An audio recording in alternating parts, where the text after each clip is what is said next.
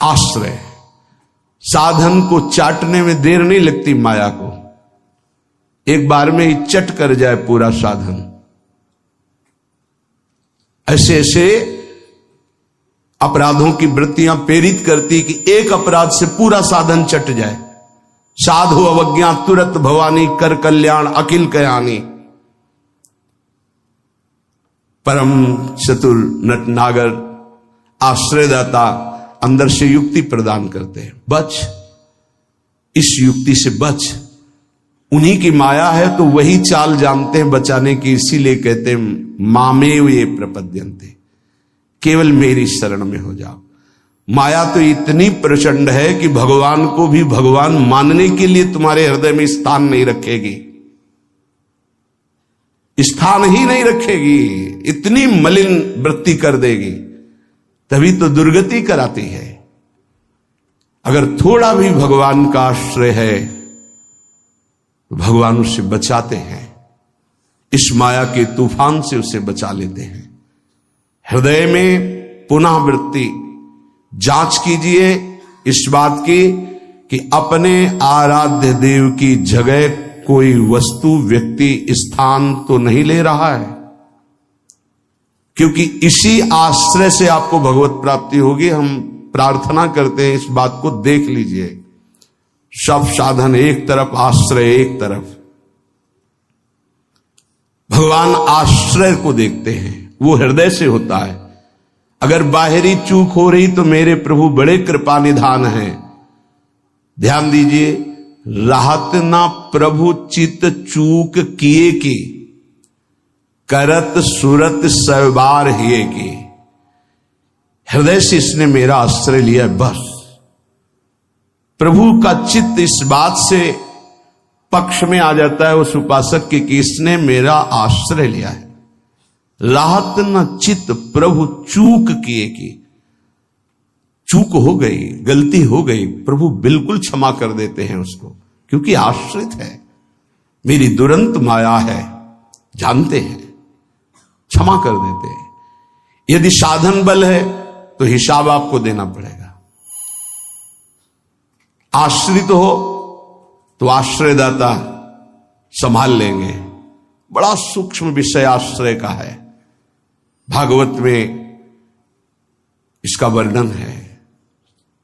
भक्ति का तो ये मूल है, भगवत प्राप्ति का ये सिद्ध स्थान है आश्रय, हृदय में। अवगुण करे समुद्र सम, गणत ना अपनो जान, ना गणत। अगर बड़े अपराध भी बन जाए तो मेरी स्वामिनी जी गणना ही नहीं करती, मानती ही नहीं। क्यों? मेरी चूक है, ये तो मेरे आश्रित है, आश्रित की चूक मेरी चूक। ऐसा हमारे आराध्य देव का स्वभाव है। मेरे शरणागत की चूक मेरी चूक। जय विजय ने रोक दिया, सनकादि ने शाप दिया। प्रभु आए और कहा मेरे सेवकों के द्वारा किया हुआ अपराध मैं क्षमा चाहता हूं। मैं स्वयं मानता हूं कि मेरे द्वारा ही अपराध हुआ, क्योंकि सेवक का अपराध स्वामी का माना जाता है।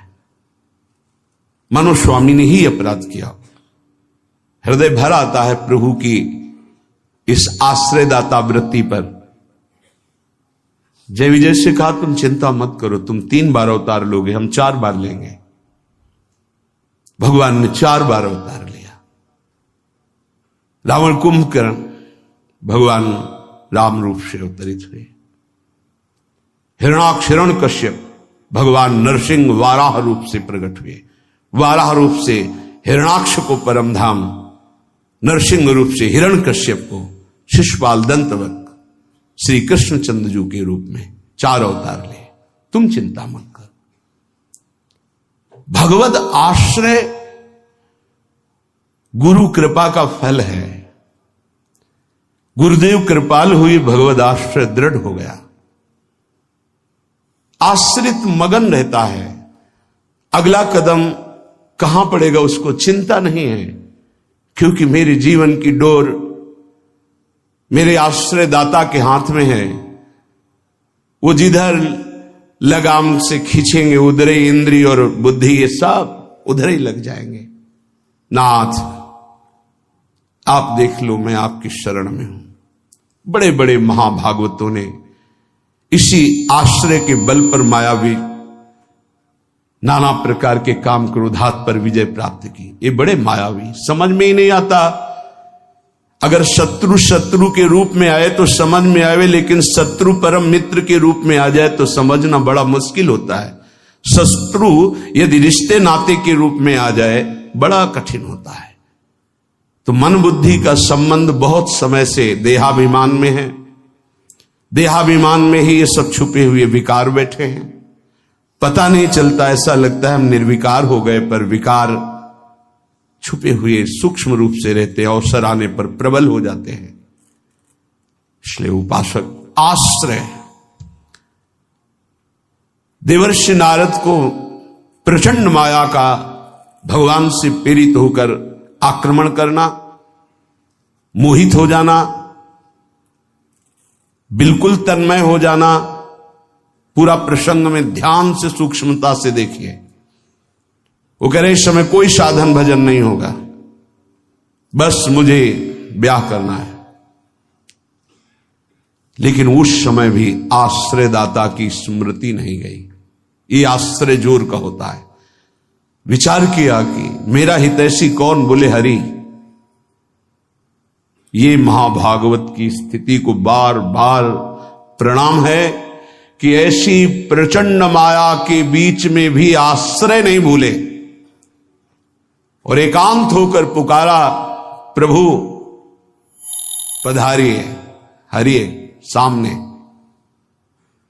कहा नाथ हृदय से प्रार्थना करता हूं, जे ही विधि होए नाथ हित मोरा, करो सुबेगी दास में तोरा। बलिहारी है, ऐसी प्रचंड मलिन माया के आक्रमण में भी अपने स्वामी को नहीं भूले। आश्रय हृदय में बहुत जोर का। तो स्वामी ने कहा जे विधि हुई है परम हित। तुम हित की बात कहते हो? नारद, मैं अपने भक्त को कभी पतन के मार्ग में नहीं जाने देता। चाहे जितना उसका उपहास कराना पड़े, विरोध कराना पड़े, मैं ये सब सह लूंगा कि मेरे भक्त का उपहास हो रहा है, निंदा हो रही है, अपमान हो रहा है, पर मैं उसे पतन के गर्त में नहीं जाने देता। जाओ, जे विधि हुई है परम हित नारद सुनो तुम्हारा परम हित जिसमें होगा वही मैं करूंगा। और वही किया प्रभु ने, परम हित कर दिया। इसलिए आश्रय, आश्रित को किसी भी तरह से कोई भी परास्त नहीं कर सकता। खास बातें हैं। जहां किसी ने आश्रित को यह देखा कि इसमें तो ना तप है ना बल है, तो वो ये नहीं देख पाया कि आगे तो आश्रित दिखाई देता है लेकिन गोद में बैठा है आश्रयदाता की। 5 वर्ष के प्रहलाद जी का चमत्कार कोई साधन भजन नहीं था। 5 वर्ष की तो आयु है, क्या साधन भजन है? गुरुदेव देवर्षि नारद ने आश्रय पुष्ट करा दिया गर्भ से ही। इतना जोर का आश्रय है कि इतनी भयावह परिस्थितियां आने पर भी मन डगमगाया नहीं। मेरे हरि हैं ना, मेरे हरि हैं, मैं उनकी गोद में हूं, वो कण कण में है। क्या दिव्य आश्रय! इसीलिए सारी दिव्यता प्रहलाद जी के जीवन में पाई गई।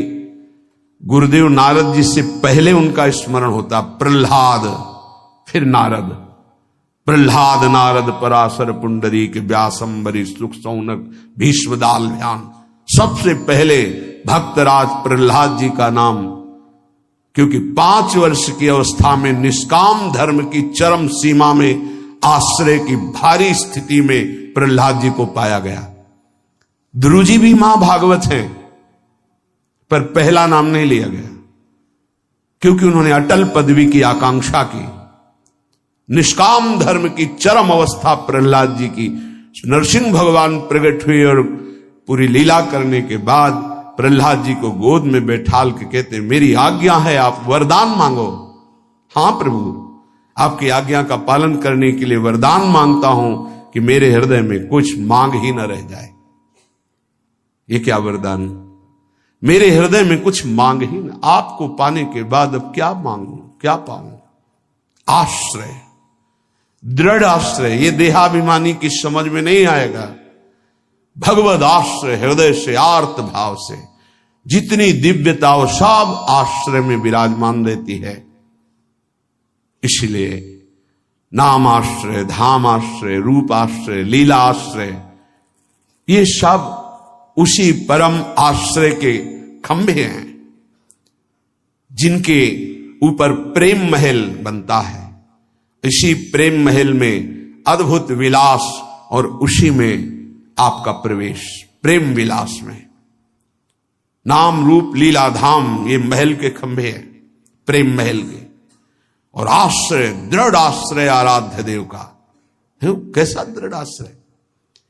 यह जोरी अविचल वृंदावन, नाहिन आन सुकाज, नाहिन आन सुकाज। मेरे प्रिया प्रीतम, हमारे माई श्यामाजू को राज। देखो आश्रय, मेरे प्राणनाथ श्री श्यामा शपथ करो तृण छिए, कसम खा के कहता हूं, हृदय में केवल श्यामाजू का आश्रय। आचार्य चरण कह रहे, मेरी महारानी श्री राधा रानी, जाके बल में सब सो तोरी, नाहि नान सुकाज, शपथ करो तृण छिए, सब सो तोरी, लोक वेद कुल कानी, मेरी महारानी श्री राधा रानी।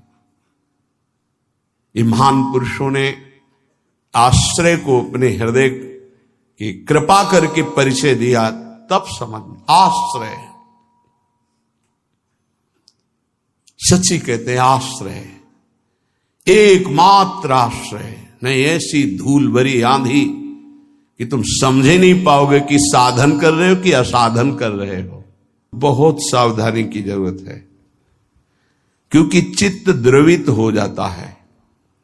द्रवित चित्त में जो भी संस्कार डालोगे बहुत जोर के होते हैं। जैसे मोम को पिघला दिया जाए, फिर उसमें जो छाप लगाई जाए वो बहुत जोर की लग जाएगी। चढ़ के मैन तुरंग पर चलिबो पावक माही, प्रेम पंथ अति कठिन है, सबको निबहत नाही। जैसे मोम के घोड़े पर बैठकर आग से निकलना हो तो कैसा खतरनाक खेल है, ऐसे द्रवित हृदय से विषयों को पार करना है। कोई भी आकर्षण, कोई भी व्यक्ति वस्तु स्थान अपना अधिकार बना सकता है हृदय में,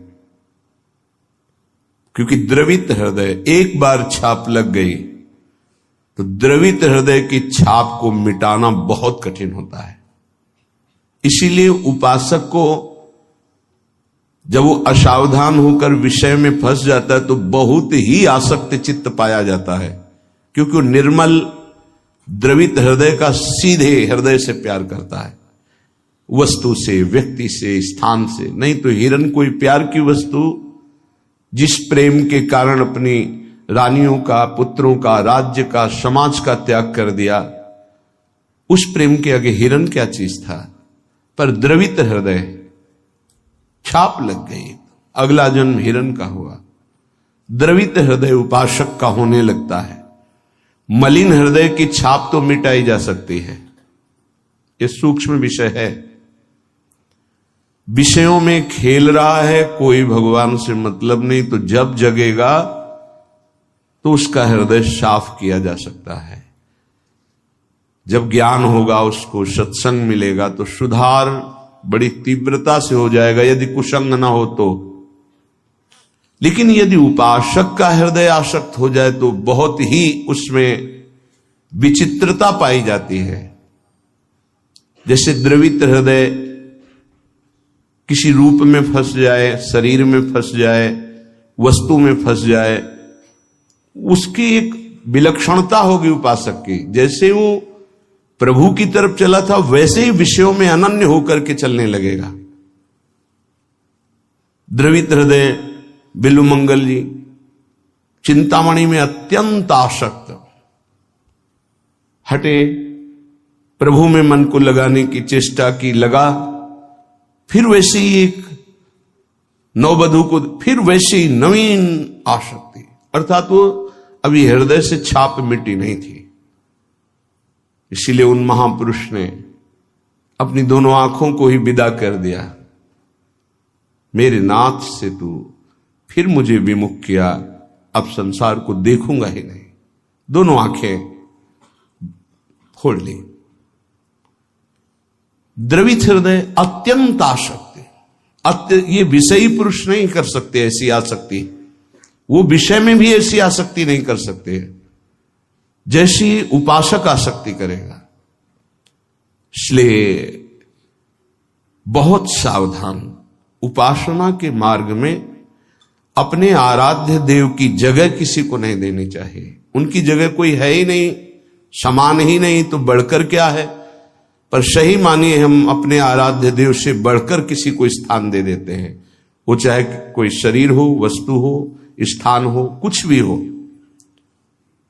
इसका परिचय यही कि अपने आराध्य देव के स्मरण का महत्व नहीं रहा, स्मरण छूट रहा है, स्मरण छूट गया और तुम राजी हो।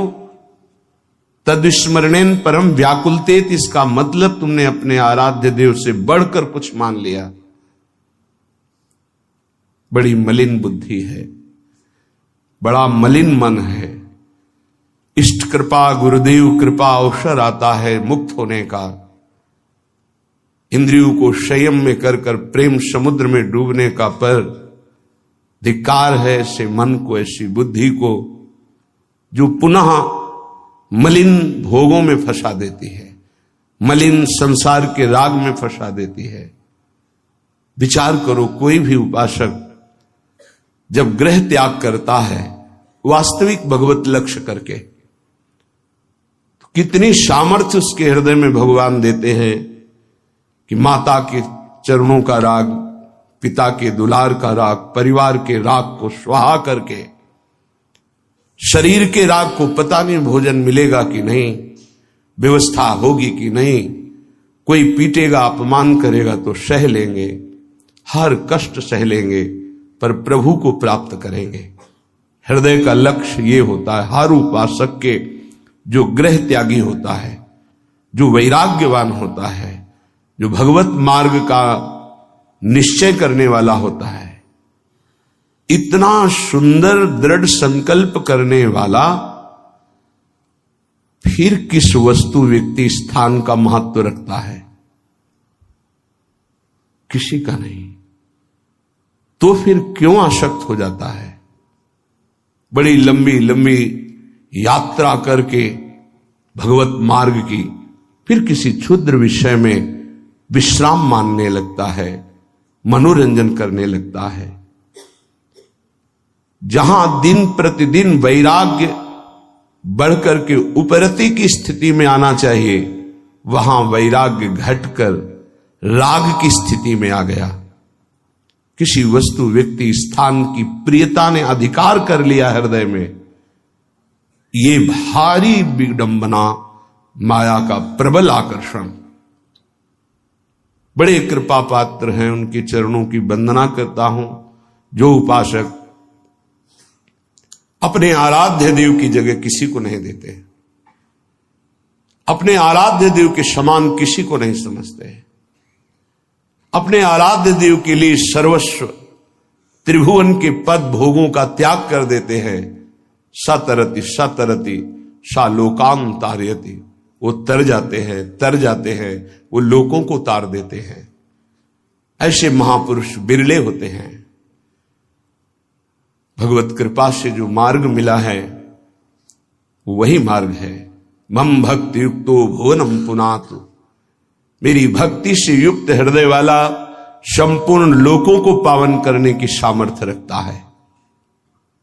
चूक अपने लोगों से अब ये नहीं होनी चाहिए कि आराध्य देव की जगह किसी को दे दे। इसे बैठा लीजिए हृदय में। हृदय इतना ताला लगा के रखिए सुरक्षित कि हृदय में आराध्य देव की जगह कोई ले ना पावे।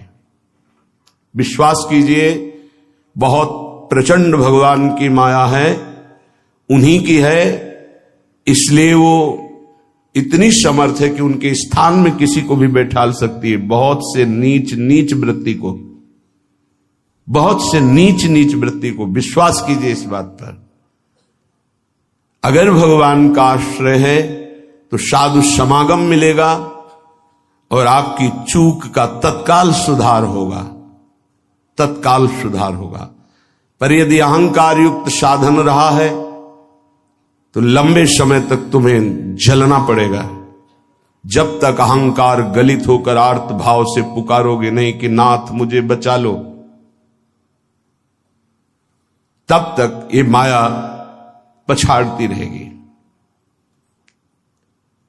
ये हम पढ़ी लिखी बात नहीं कह रहे, ये संतों के हृदय की बात कह रहे हैं, ये साधकों के हृदय की बात कह रहे हैं।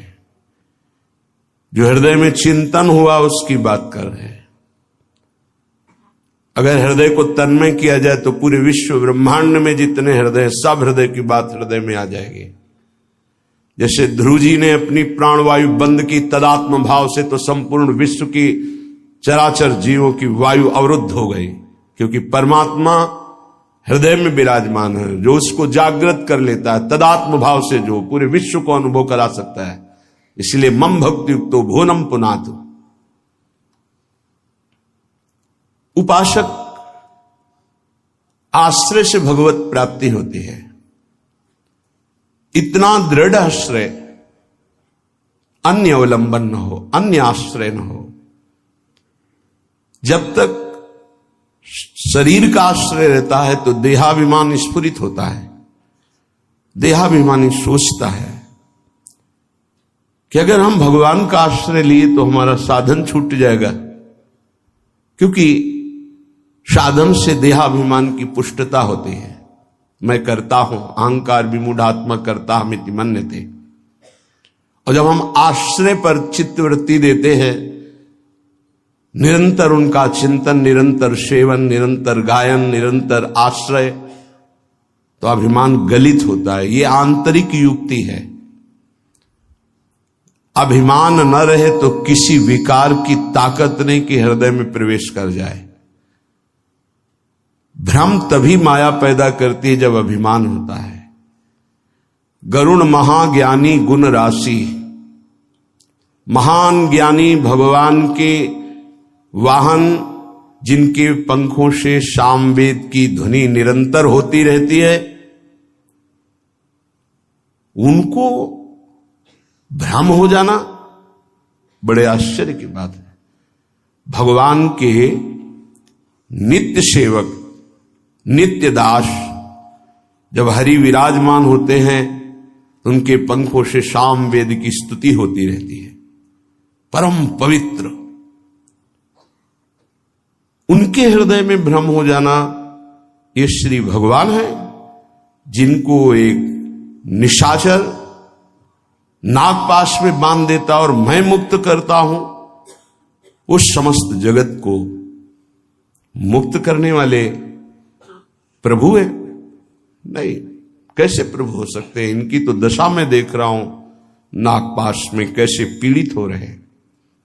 भ्रम हो गया। क्यों भ्रम हुआ? परम ज्ञानी भगवान शंकर उमा जी से कहते हैं, कीन होश कबहूं अभिमाना, सुख होवन चाह कृपा निधाना। मैंने भगवान की कृपा से जान लिया कि गरुण जैसे महापुरुष को जो भ्रम हो गया, व्याकुलता हो रही है, इनका चिंतन बदल गया। इसका मतलब इन्होंने कहीं अभिमान किया, उसी को खोना चाहते हैं प्रभु, इसीलिए इनको भ्रम हो गया। नहीं तो ये तो महान परम बंदनी भगवान के पार्षद है, इनको भ्रम कैसे हो सकता है? सोचो, इतनी ऊंचाई तक माया अपना दांव चाल चल सकती, तो हम आप क्या चीज हैं? दैन्य, दैन्य होकर के, भगवद आश्रित होकर के फिर जो नाम जप करना, वाणी गायन करना, परिक्रमा लगाना और जो साधन है, ये कृपा से देखा जाता है। इसमें अहम नहीं होता, मैंने किया, मैं ऐसा नियम लिए हूं, मैं ऐसा संकल्प किए हूं, मैं करता हूं। नहीं, मेरे स्वामी, मेरे आराध्य देव मुझसे नाम जपवा रहे, परिक्रमा लगवा रहे, धाम वास करवा रहे, किंचन मात्र अहम नहीं। जब अपने में गुणों का चिंतन हो और दूसरों में कमी का चिंतन हो तो जान लेना चाहिए पतन का अवसर आ गया है। अब आपको ठोकर लगेगी, गिरना पड़ेगा आपको। सावधान हो जाओ, पुकारो प्रभु से, प्रभु बचा लो, अहंकार आ गया। बहुत घातक, बहुत घातक। अपने में गुण का चिंतन होने लगे, दूसरे में कमी का चिंतन होने लगे, तत्काल अपने आराध्य देव को पुकारो, आश्रयदाता को, नाथ बचा लो, अहंकार आ गया। ये अहंकार का परिचय है। लेकिन हम इतने मंद बुद्धि के हैं कि हम निंदा भी कर लें तो प्रभु से पुकारते नहीं, बचा लो। इसका कारण प्रभु का आश्रय नहीं है। जो हम आश्रय आश्रय चिल्लाते हैं उसको समझिए, प्रभु का आश्रय नहीं है, गुणों का आश्रय है। और जितने भी गुण हैं वो मायाकृत है। गुण मानी संसार और सकल गुण प्रीत बिनु, बहुत धरत सिरभार, श्री हरिवंश कृपा बिना। बिना आचार्य कृपा के, गुरु कृपा के, गुणाभिमान हृदय में होता, उसी का संसार सम्मान करता है। तो बोले प्रीति के बिना सब व्यर्थ है। आश्रय से प्रीति होती, प्रीति से दृढ़ आश्रय होता है। उपासक हृदय में देखता रहे कि जिनके हम आश्रित हैं उससे बढ़कर कोई ना हो, तो पड़े रहोगे तो भगवत प्राप्ति हो जाएगी। हमारे शब्द को बहुत बिना किसी तर्क के, क्यों में के इसे स्वीकार कर लो। यदि आश्रय दृढ़ है हरि का, एक ही उपाय से माया से मुक्त होने की बात भगवान ने कही। मामेव ये प्रपद्यन्ते माया मेताम तरंतिते, इसमें कोई दूसरा शब्द नहीं बोला। ऊपर के श्लोक की पंक्ति में बताया अपनी माया की महिमा कितनी दुरत्य है, दुरंत है, प्रचंड है। दैवी हेषा गुणमयी मम माया दुरत्या। और उसके नीचे की पंक्ति में बताया उपाय उससे मुक्त होने का। मामेव ये प्रपद्यन्ते, बस माया में ताम तरंते, मेरे आश्रित। अभी ये आश्रय कैसे दृढ़ होता है तो उपाय बताया जाता है। आप ऐसे रहो, आप ऐसे चलो, आप नाम जप करो, आप वाणी जी गायन करो, आप ऐसे सेवा करो, इससे आपका आश्रय दृढ़ होगा। भगवत प्राप्ति आश्रय से होती है, विश्वास कीजिए, आश्रय से। यह गुण साधनते नहीं हुई, सर्वेषु साधन वरेषु चिरम निराशा। खास बात, आशा आश्रय दाता से है। आशा से दास्यम वृषभानुजायास। हमारी आशा स्वामिनी जी से है। हमारा बल साधन नहीं, मेरे बल से वृंदावन रानी आश्रय दाता हमारा बल है। फिर हम साधन भजन क्यों करें? क्यों करना और करना, ना करना और करना, ये अब तुम्हारा विषय ही नहीं। तुम तो आश्रित हो। अब जोई कहां है, करें हम सोई, आयुष लिए चले निज दासी, ये आश्रित है। उपासक समझे, आश्रय के समान कोई भी साधन नहीं है, इससे श्रेष्ठ कोई भी साधन नहीं। आश्रय, भगवान एकमात्र आश्रय को देखते। आश्रय,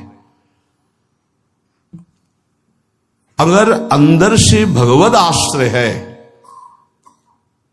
तो माया विशेष विशेष प्रकार की चालें चले, तो परम खिलाड़ी नटनागर प्रभु उसके हृदय में बैठकर बचाव पक्ष की युक्तियां देकर बचा लेते हैं।